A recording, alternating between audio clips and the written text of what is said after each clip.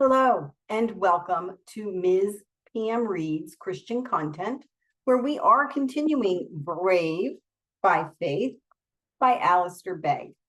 And in our last video, he is describing chapter 7 of Daniel and Daniel's vision. And we talked about how the lion, the bear, the leopard, and the fourth beast, which was very scary, equated to different countries and empires and rulers of the time and how they would come in succession, one after the other. And my battery was running out, so we quit a little early. So we've got time here, and we are going to say that after we stopped, it was a Bible verses 7 or chapter 7, 3 through 10. And then Alistair continues explaining. This helps us to make sense of Daniel's little horn of the fourth beast.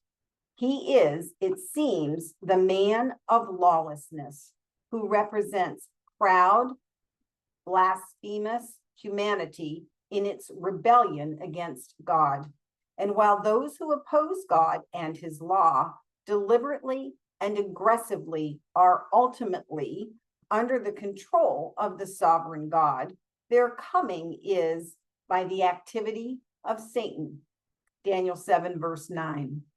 In other words, it is not possible for us to understand Daniel 7, or indeed the whole of the Bible, without recognizing that there is a devil and that he is active and hostile. The great Welsh preacher Martin Lloyd-Jones said once in an interview a few decades ago, "I am certain that one of the main causes of the ill state of the church today lies in the fact that the devil is being forgotten."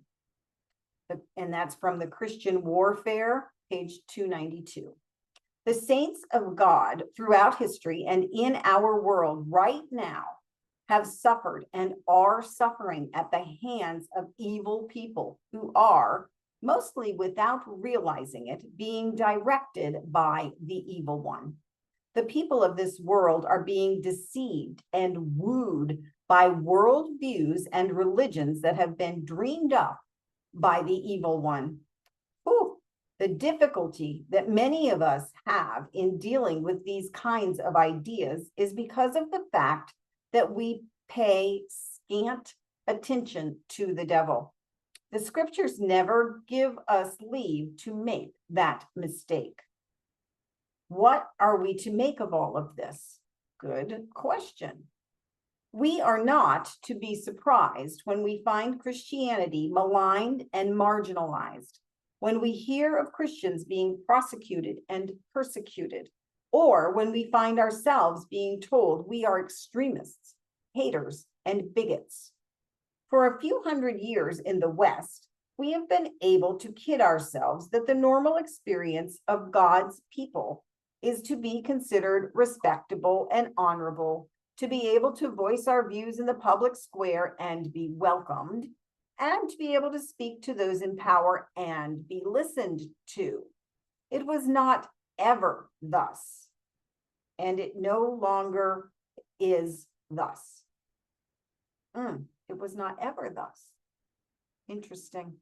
We are back to the normal experience of the church, facing opposition and being called to stand firm and undergo suffering for our faith.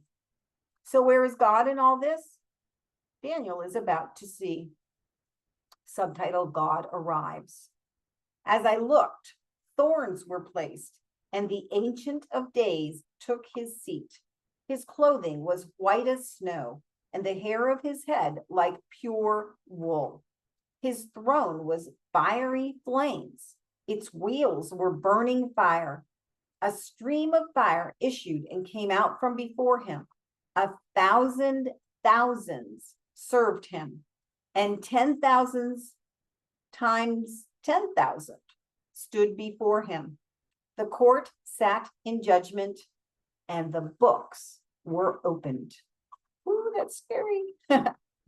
I looked then because of the sound of great words that the horn was speaking. And as I looked, the beast was killed, and its body destroyed and given over to be burned with fire. As for the rest of the beasts, their dominion was taken away, but their lives were prolonged for a season and a time. Verses 9 through 12. The Ancient of Days is a description of God. Him being seated on his throne reminds us that he holds the position of ultimate authority. His clothing and his hair are representative of his purity. His fiery throne and the fire issuing from him indicate the reality of his judgment.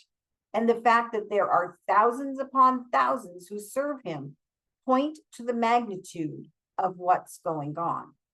So here is a picture of the purity and the power and the judgment of God in images used elsewhere in the Bible.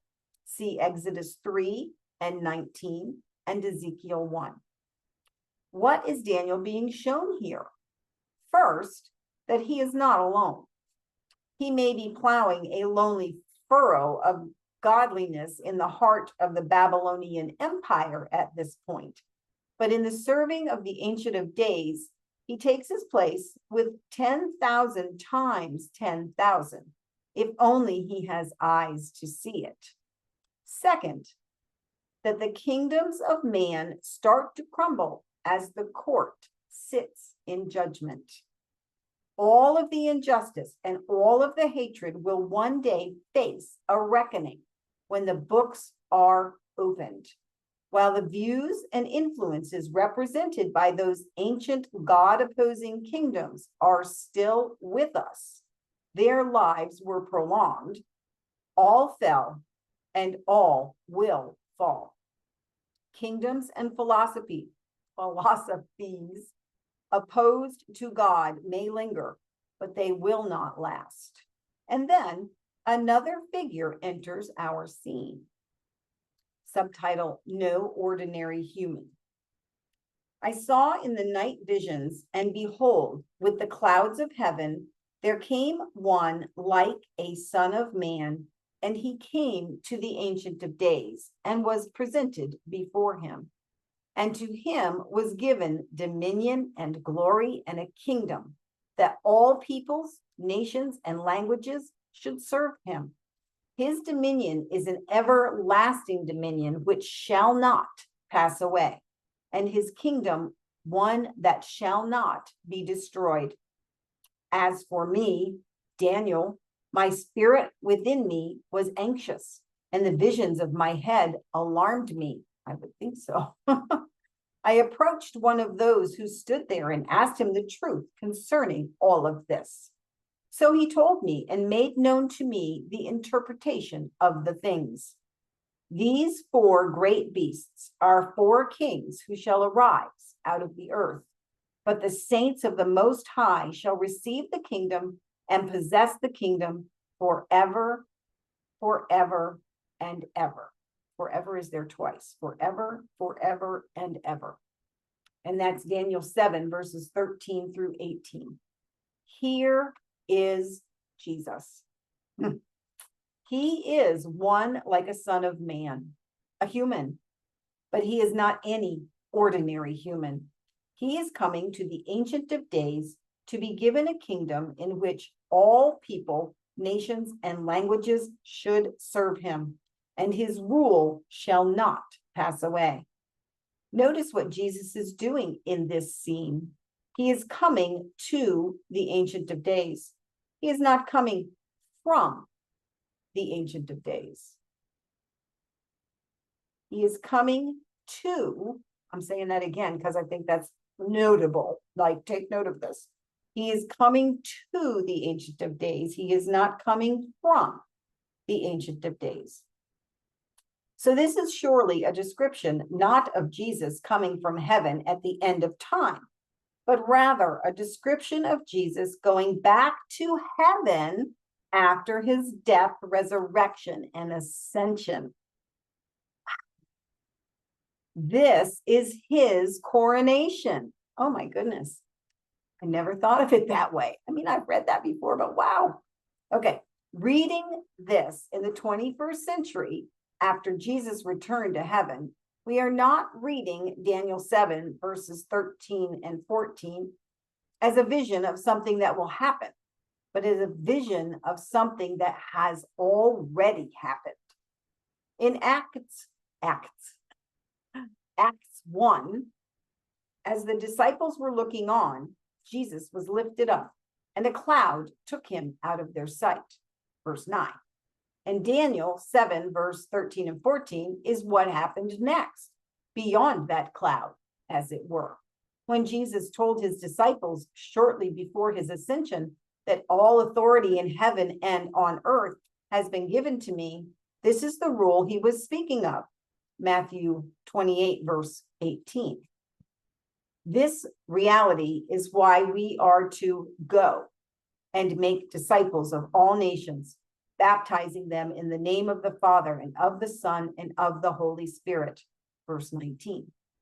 The work of proclaiming the gospel throughout the world is logical deduction from the truth about who Christ is and what Christ has accomplished and where Christ is right now. Increasingly, the cultural view of mission, whether it's down your street or across the seas, is that it involves evangelicals going out to foist upon people something that is unhelpful to and unnecessary for them. Respect and love requires, the argument goes, that we leave nice Muslim people, nice Hindu people, nice atheist and agnostic and spiritual people alone to get on with living the way that seems right and feels right best to them. How intolerant and arrogant for us to try to compel others to look at things our way. Well, if Jesus is not the Son of Man whom Daniel saw in his vision, then yes, evangelism is the worst thing we could do. But if Jesus is that Son of Man, then there is a coming day when every knee will bow to him, and some will shout with joy, but others will wail with anguish. And how can we be silent about that and still call ourselves loving of others? This is tough stuff. Okay, subtitle. God has won, but the war isn't over. Daniel 7 is not easy. I did warn you. That's what he says. And we've only reached just over the halfway point. Through the rest of the chapter, Daniel requests and receives further details to help him understand the vision. But by this point, the headline is clear. God has won, and God will win, and his people will reign. But the war is not over yet.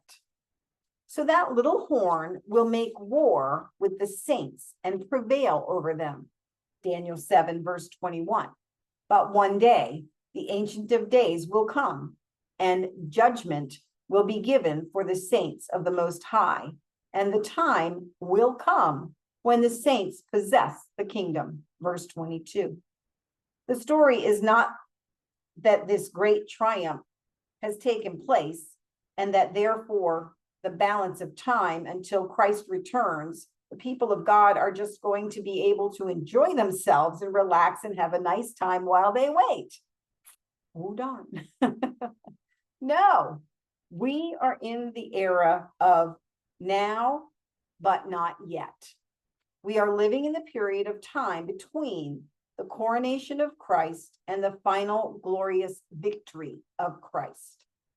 We're in the midst of what the Westminster Confession refers to as a continual and irreconcilable war.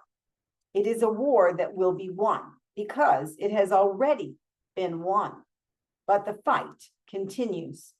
As Don Carson puts it, in our day, the gospel is boldly advancing under the contested reign and inevitable victory of King Jesus.